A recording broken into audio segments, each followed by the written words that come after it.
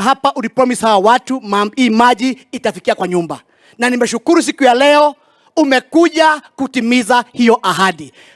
Take thanks from watu wa Katanga, wameshukuru. Wameshukuru. Na rais wetu amesema mwezi wa 9 kila mmoja, kila nyumba itakuwa na nini?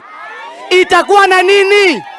Kwa hivyo Your Excellency, ningetaka pia ukuja hapa mwishowe, kabla ya mwisho wa mwaka, ukuje kuhakikisha kwamba maji imefikia watu wa Idhanga. Your Excellency, pia nikushukuru kwa sababu ya hii mradi tunaita Rofero Irrigation Scheme. Hiyo Rofero ni project ya 700 million. Ilikuwa imekwama. Na wakati nilikuja kwako nikamwambia tafadhali hii mradi, kwa sababu hii area wakulima ni wakulima wa kitu inaitwa maembe na machungwa na chakula yao. Wakipatiwa tu maji mambo inakuwa sawa sawa. Nikushukuru, lakini nakuomba hiyo Rofero Irrigation Scheme iko pale Kakuzi, tunaomba ifike mpaka hapa Idhanga Ward. Yes, pia nikitaka kusema asanti. Tulikuomba maji ya Dakaine Dam. Na mnajua hiyo dam ilitengenezwa 30 years ago. Hiyo maji ilikuwa inachukuliwa inapelekwa Nairobi, ni kama watu wa Nairobi wanakura 2, watu wa Katanga wakanakura 1.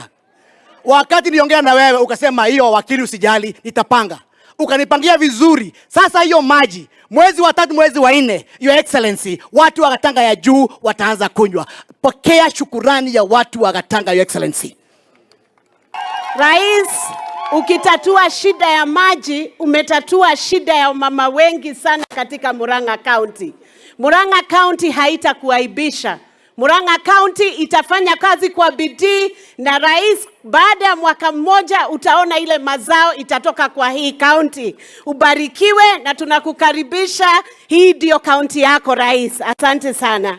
Mara ya pili umekuja hapa kutimiza ahadi. Mara ya 3 umesema utakuja mwezi wa 9 kuhakikisha maji imefika kwa maboma. Ikifika 2027 tunakuambia sasa usikuje. Tuachie hiyo kazi, wewe enda mahali kwingine. Sisi tutanyorosha kila kitu hapa ili tuhakikishe umerudi katika serikali. Asante sana.